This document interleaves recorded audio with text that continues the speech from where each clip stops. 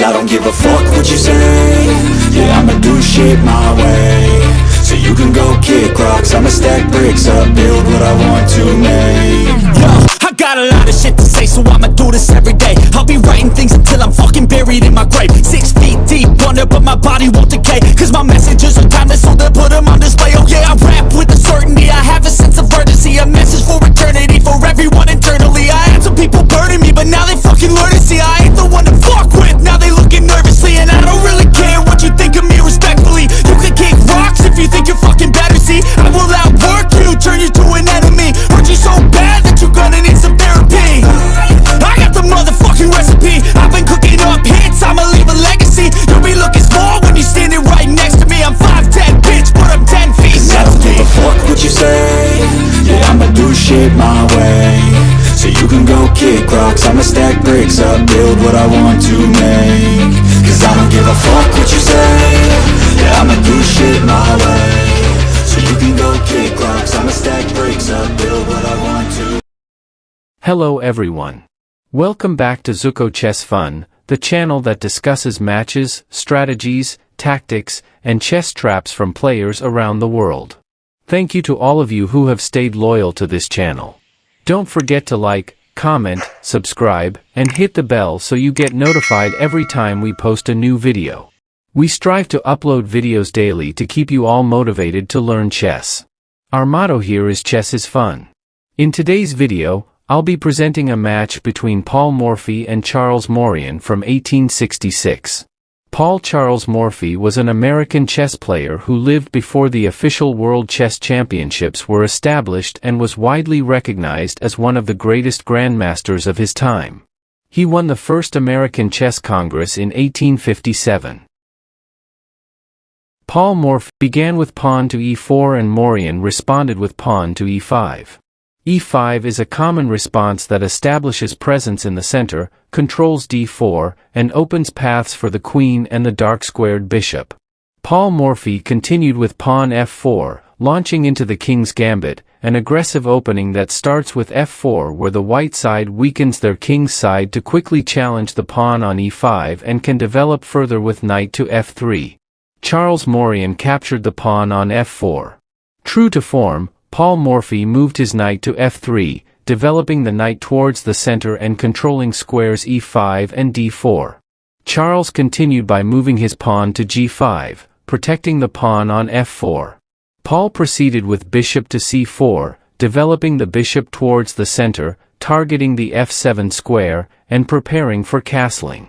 Charles moved his pawn to g4, accepting the king's gambit while also threatening the knight on f3. Paul Morphy then moved his pawn to d4, which was arguably not the best move as he chose to delay castling and left his knight under threat. Charles Maurian captured the knight. Paul Morphy's queen took the pawn on f3, threatening the pawn on f4 and indicating a planned assault on the f7 square right from the start. Charles Maurian moved his pawn to d6, a move considered less precise as it ignored the opportunity to dominate the center with his pawn. Paul Morphy proceeded to castle, securing his king before any serious threats emerged. Charles made another mistake, this time placing his bishop on e6, intending to trade, which meant he would likely lose the pawn on f4 in a few moves. Indeed, Paul Morphy's pawn to d5 threatened the bishop, but this move was considered suboptimal as it closed off the attack line to f7 and missed the moment to capture the f4 pawn. After being threatened by the pawn at d5, Charles's bishop retreated to c1. Paul Morphy's bishop captured the pawn on f4. Charles Maurian blundered again with his queen to d7. The best move would have been queen to f6, because if queen to f6, threatens pawn b2 and creates threats against the rook, while also guarding the f7 square threatened by Paul's queen and rook. Paul advanced his pawn to e5, inviting an exchange with pawn d6. Charles ignored the exchange, preferring his queen to g4, challenging the queen. Feeling superior in position and not wanting his plans to change drastically, Paul Morphy declined the queen exchange and moved his queen to e3, simultaneously planning an attack towards the king should a pawn capture occur next. Charles responded by moving his bishop to e7, a move also less precise as it would only become a ticking time bomb. The best move would have been king to d1 to avoid the queen's threat. Indeed, Paul's pawn captured on d6, threatening the bishop. Charles's pawn captured back on d6.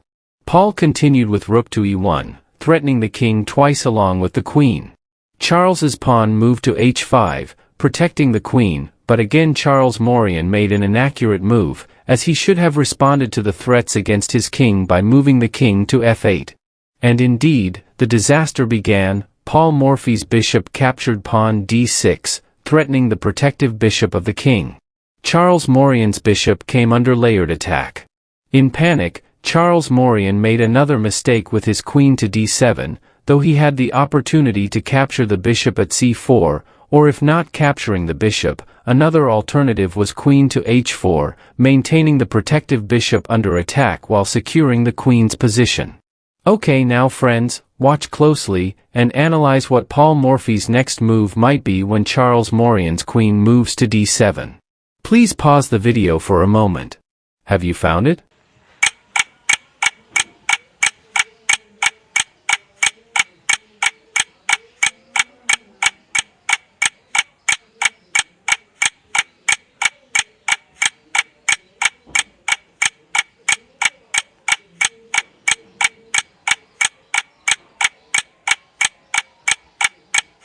You're right, when the queen moves to d7, it means the queen is on the same diagonal as Paul Morphy's bishop, posing a threat to the alignment of the queen and king.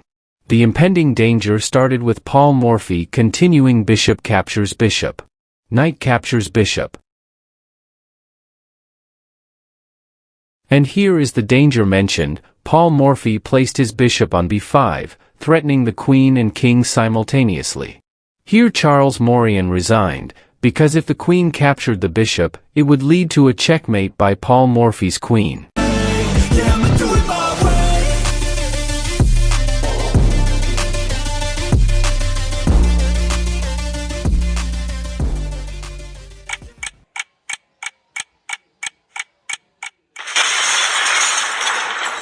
That's the match between Paul Morphy and Charles Maurian that ended in Paul Morphy's victory. I hope this match analysis is helpful to all chess lovers. Don't forget to like, comment, and subscribe. See you in the next video.